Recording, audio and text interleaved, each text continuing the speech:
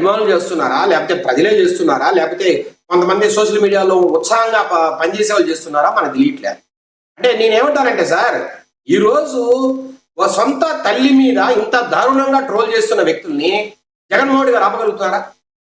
లేదు షర్మిల గారి మీద నిత్యాతినిత్యంగా మాట్లాడే వ్యక్తుల్ని, అమెరికా నుంచి, ఇంగ్లాండ్ నుంచి, ఆస్ట్రేలియా నుంచి, ఇండియా దాకా మాట్లాడుతున్న వ్యక్తుల్ని జగన్మోహన్ గారు ఆపగలుగుతున్నారా? నేను అంటున్నా, ఈ రోజు సోషల్ మీడియా ప్రతి ఒక్క వ్యక్తికి వేదిక అయిందండి. ఇంటర్నెట్ ఉండి కాస్త సెల్ ఫోన్ ఉన్న ప్రతి వ్యక్తికి సోషల్ మీడియా అవైలబిలిటీ ఉంది. సో వాళ్ళు ఏం చేస్తున్నారు, ఎక్కడ ఏ చిన్న ఇష్యూ జరిగినా, లేదంటే ఎవరైనా ఏదైనా మాట్లాడినా వెంటనే వాళ్ళ అభిప్రాయాలు వాళ్ళు సోషల్ మీడియాలో వాళ్ళు పోస్ట్ చేస్తున్నారు. సరే, దీన్ని మీరు ట్రోలింగ్ అంటారా, లేదంటే వాళ్ళ ఉద్దేశాలు అంటారా, లేదంటే వాళ్ళకి సంబంధించిన భావన అంటారా, వాళ్ళ ఫీలింగ్స్ అంటారా, సరే రకరకాలుగా మనం దాన్ని మాట్లాడుకోవచ్చు.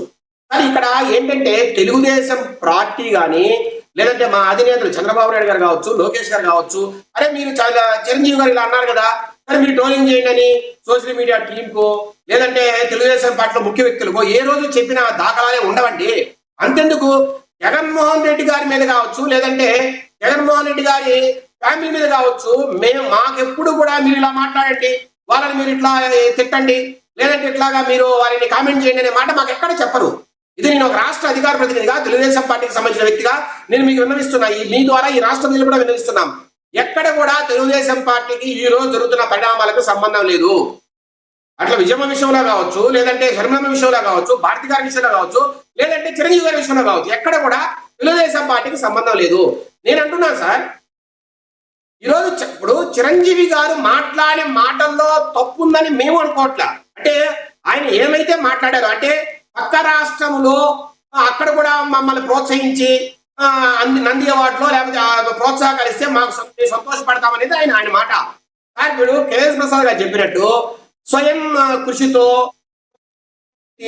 ఈ రాష్ట్రానికే తలమానికమైన చిరంజీవి గారు గొప్ప నటులు, రాష్ట్రం కాదు దేశం గర్వించదగ్గ నటుల్లో ఒకరు. మేమేం కాదంటే అవన్నీ కూడా. కాకపోతే ఆయన కామెంట్ చేసిన వేదిక ఎక్కడ కామెంట్ చేశారు, అక్కడ ఏమని కామెంట్ చేసి, ఇక్కడ కొంతమందికి నచ్చట్లా. ఇప్పుడు ఏంటంటే పక్క రాష్ట్రం అంటాడేంటి, ఆయన ఈ రాష్ట్ర వ్యక్తే కదా, ఆంధ్రప్రదేశ్ లో పుట్టాడు కదా, ఆంధ్రప్రదేశ్ లో వాళ్ళ తమ్ముడు పవన్ కళ్యాణ్ గారు సూపర్ స్టార్ గా, మెగా స్టార్, పవర్ స్టార్ గా ఉన్నారు. విజయశేఖర్ రెడ్డి ఆయన పక్క రాష్ట్రం అంటూనే మన రాష్ట్రం అన్నారు. మరొకసారి ఆ వీడియో బయట ఒకసారి ప్లే అవుద్ది, మరొకసారి మీరు దాన్ని గమనించండి. మరొకసారి ప్లే చేయండి దాన్ని.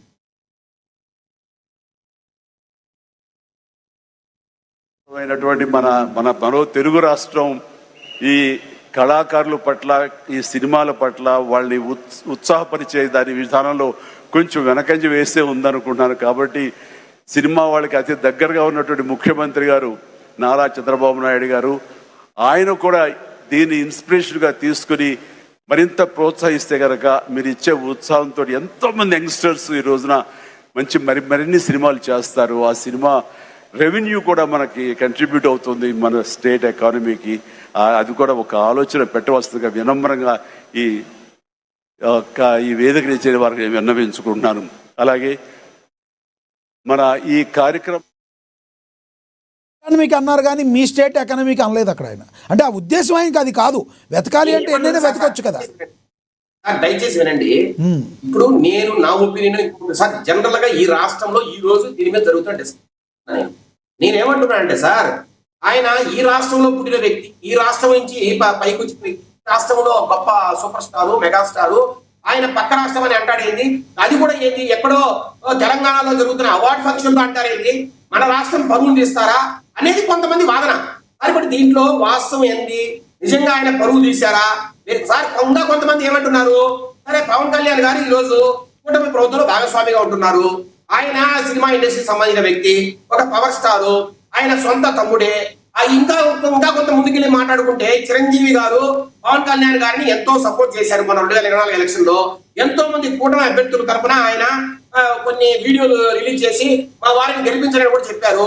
మరి ఇంత సాన్నిధ్యము చంద్రబాబు గారితోనూ, అట్లాగే పవన్ కళ్యాణ్ గారితోనూ, అట్లాగే ఈరోజు కందుల దుర్గేష్ గారు ఆయనకి అత్యంత సన్నిహిత భక్తులు. మరి ఆయన మీరు ఏం చెప్పినా చేస్తారు. ఇలాంటి మీకు అందుబాటులో ఉన్న వ్యక్తులని మీరు మాట్లాడుకొని 4 గోడల మధ్య పరిష్కరించుకొని ఉండింటే బాగుండేది కదా. అంటే మీరు ఏదైతే సలహా చెప్పడంలో తప్పని ఎవరు అనట్లేదు. సలహా ఏదైతే ఆయన చెప్పారో అది ఓకే, నో ప్రాబ్లం, ఖచ్చితంగా నందేవాడు శివాల. కానీ దీని వెనకాల నేపథ్యం కూడా కొంత మాట్లాడారు సార్. చంద్రబాబు నాయుడు గారు 2014 అధికారంకి వచ్చిన తర్వాత 2012 నుంచి 16 వరకు నంది అవార్డులను ఆ 4 సంవత్సరాల్లో ఏ సినిమాలకు ఇవ్వాలనో ఆ సినిమాలకు ప్రకటించిన మాట వాస్తవం కాదా? ఆ రోజు వైసీపీకి సంబంధించిన పోసాని కృష్ణమూర్తి గారు కావచ్చు, అట్లాగే ఆ రోజు రుద్రమదేవి సినిమా తీసిన గుణశేఖర్ గారు కావచ్చు, ఇట్లా రకరకాల వ్యక్తులు ఏం చేశారు, ఈ అవార్డులు ప్రకటించడంలో కొంత రాజకీయాలు నడిచాయి. కొంతమంది వ్యక్తులకే మీరు ఇచ్చారు, లేదంటే ఒక వర్గానికే మీరు ప్రధానం చేస్తున్నారు, ఏదో రకరకాల కామెంట్స్ ఆ రోజు చేశారు. దానివల్ల ఏమైంది, పొరపచ్చాలు వచ్చాయి. సినీ పరిశ్రమలో పెద్దల మధ్య, లేదంటే పెద్ద పెద్ద స్టార్ల మధ్య పొరపచ్చాలు వచ్చాయి. దానివల్ల ఆ రోజు అవార్డ్స్ కార్యక్రమం కూడా ఆగిపోయింది. 2017లో ఆగిపోయిన అవార్డ్స్ కార్యక్రమము 2019-24 మధ్యలో జగన్మోహన్ రెడ్డి గారు అధికారంలో వచ్చిన తర్వాత కూడా జరిగిన దాఖలాలు లేవు. సార్ ఇప్పుడు ఇంకొక మాట వినాలి ఇక్కడ. 2019 తర్వాత జగన్మోహన్ రెడ్డి గారు అధికారంలోకి వచ్చారు. వచ్చిన తర్వాత ఆయన ఏం చేశారు, కొంత ఈ ప్రైజెస్ ఏదైతే ఉన్నాయో, టికెట్ ప్రైజెస్ ఏదైతే ఉన్నాయో వాటిని రేషనలైజేషన్ పేరుతో ఆ రోజు పూర్తిగా మీరు ఏదైతే అంటున్నారో, ఇప్పుడు మాకు టికెట్ రేటు పెంచండి, మాకు డబ్బులు ఎక్కువ అవుతున్నాయి, బడ్జెట్ ఎక్కువ అవుతుందని వీళ్ళు మాట్లాడుతున్నారు. ఇప్పుడు ఎవరైతే మన ఇండస్ట్రీ పెద్దలు మాట్లాడుతున్నారో వీరికి అగైనెస్ట్ గా ఆ రోజు ప్రైజెస్ తగ్గించడం కావచ్చు, లేదంటే అక్కడ ఆ రోజు ఈ తినుబండారాలకు సంబంధించిన విషయాల్లో కొంత వారికి సంబంధించిన రేట్లను కూడా కంట్రోల్ చేయడం కావచ్చు, లేదంటే ట్యాక్సులు సరిగా రావట్లేదు, మీరు రేట్లు మాత్రం కానీ ట్యాక్స్ సరిగా కట్టట్లేదు గవర్నమెంట్ అనే మాట కావచ్చు. ఇట్లాంటి విషయాల్లో జగన్మోహన్ రెడ్డి గారు కొంత సినీ ఇండస్ట్రీకి వ్యతిరేకంగా కొన్ని పనులు చేసిన నేపథ్యంలో మరి ఆ రోజు సినీ పరిశ్రమ చెందిన పెద్దలంతా కూడా ఒక జట్టుగా వెళ్ళి మరి జగన్మోహన్ రెడ్డి గారిని కలిసి మీరు మీ బాధలు కష్టాలు చెప్తున్న నేపథ్యంలో మరి ఆ రోజు మీరు ఒక ముఖ్యమంత్రిగా ఆయన పోయి కలిశారే. మరి కూటమి ప్రభుత్వం 2024 సరే ఆయన కలిసినప్పుడు సరే ఏదో టికెట్ ప్రైజెస్ గురించి ఏదో కొంత మాట్లాడుకున్నారు, సర్దుబాటు అయింది. మరి ఆ రోజు నంది అవార్డ్స్ గురించి మీరు ఎవరైనా మాట్లాడారా? మరి ఎందుకు నంది అవార్డ్స్ ఆ రోజు ప్రకటించలేదు? ఆ 5 సంవత్సరాలు నంది అవార్డ్స్ ఎవరికైనా ఇచ్చారా? మరి ఇవ్వనప్పుడు ఏమాత్రం పట్టించుకొని సినీ పెద్దలు మరి ఈ కుటుంబ ప్రభుత్వం వచ్చిన తర్వాత, అట్లాగే దాంట్లో పవర్ స్టార్ పవన్ కళ్యాణ్ గారు ప్రముఖ పాత్ర పోషిస్తున్న క్రమంలో మరి ఇప్పుడు ఒక మాట అయితే వాస్తవం, ఇప్పుడు చంద్రబాబు నాయుడు గారు ముఖ్యమంత్రి కావచ్చు, కానీ పవన్ కళ్యాణ్ గారు డిప్యూటీ ముఖ్యమంత్రి అయినా ఆయన రిప్రజెంట్ చేస్తున్న సినీ పరిశ్రమ కావచ్చు. కాబట్టి ఆయన ఆధ్వర్యంలో ఉన్న జనసేన పార్టీకి కందులు దుర్గేష్ గారు ఈరోజు సినిమాటోగ్రఫర్ గా ఉన్నారు. కాబట్టి ఆయన సలహా తీసుకోకుండానో లేదంటే ఆయనతో మాడకుండా చంద్రబాబు నాయుడు గారు కూడా ముందుకు పోతారైతే నేనైతే అనుకోను. ఇప్పుడు దీంట్లో ఇంకొక విషయం ఏంటంటే సార్, పవన్ కళ్యాణ్ గారే మే 2025లో నిజంగా కూడా బాధపడ్డారు. సినీ పరిశ్రమ సంబంధించిన పెద్దలు కావచ్చు, లేదంటే ప్రొడ్యూసర్ అసోసియేషన్ కావచ్చు, లేదంటే రకరకాల ఫెడరేషన్స్ ఏవైతే ఉన్నాయో ఏ ఒక్కరు కూడా కూటమి ప్రభుత్వాన్ని లేదంటే ముఖ్యమంత్రి గారిను నన్ను ఇంతవరకు కలవలేదు. మేము మీకు వద్దా, మేమేమన్నా ఇబ్బందులు పెట్టామా, మేమేమైనా తప్పులు చేశామా? గత 5 సంవత్సరాల వైసీపీ ప్రభుత్వానికన్నా మేము ఈ రోజు మీకు అన్ని చేస్తున్నాం కదా, టికెట్ ప్రైజెస్ ఎక్కడ కావడానికి పెంచుతున్నాం కదా, లేదంటే మీరు ఏదడినా మేము చేస్తున్నాము, మరి ఎందుకు మీరు రావట్లేదని ఆయన బాధపడి తీరుంది సార్. అట్లాగే జూన్ 12, 2025 హరిహర వీరమల్లు అనే సినిమాను ఆయన రిలీజ్ చేస్తూ ఉంటే ఆ రోజు ఈ థియేటర్లన్నీ కూడా మూసివేయాలని స్ట్రైక్ చేయడం కావచ్చు, లేదంటే ఆ ప్రొడ్యూసర్స్ ఎగ్జిబిట్స్ కలుసుకొని ఆ రోజు హరిహర వీరమల్లు సినిమాకి కొన్ని థియేటర్స్ అవైలబిలిటీ లేకపోవడం కావచ్చు, అన్ని కూడా ఆయన బాధపడే దృష్టాంతాలు ఉన్నాయి. ఆ తర్వాత కూడా ఒక మీటింగ్ పెట్టారు సార్, జూన్ 16, 2025లో ఒక హై లెవెల్ మీటింగ్ ని కండక్ట్ చేశారు సినీ పరిశ్రమకు సంబంధించిన పెద్దలకు, అట్లాగే ముఖ్యమంత్రి, డిప్యూటీ ముఖ్యమంత్రి గారికి, అట్లాగే మన సినిమాటోగ్రఫీ మినిస్టర్ గారికి. మరి ఆ మీటింగ్ ఎందుకు వాయిదా పడింది? సినీ పరిశ్రమకు సంబంధించిన పెద్దలే చెప్పాలి. ఎందుకు మీరు అవైలబిలిటీ లేరు? ఒక ముఖ్యమంత్రి గారు, ఒక డిప్యూటీ చీఫ్ మినిస్టర్ గారు వారి టయాన్ని మీకు కేటాయించి రండి మాట్లాడదాము మీకున్న సమస్యలన్నింటినీ.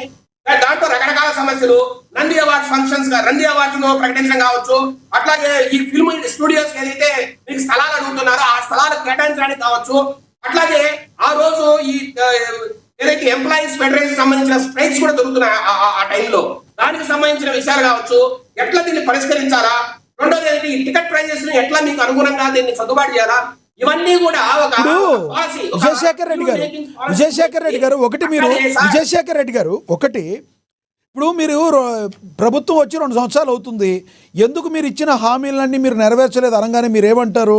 మేము వచ్చింది ఇప్పుడేను, కాలు చేయ కూడా తీసుకోవాలి, మేము నెమ్మదిగా చేసి అన్నీ చేస్తాము, అన్నీ ఇంప్లిమెంటేషన్ చేస్తామని దానికైతే మీరు టైం తీసుకుంటారు.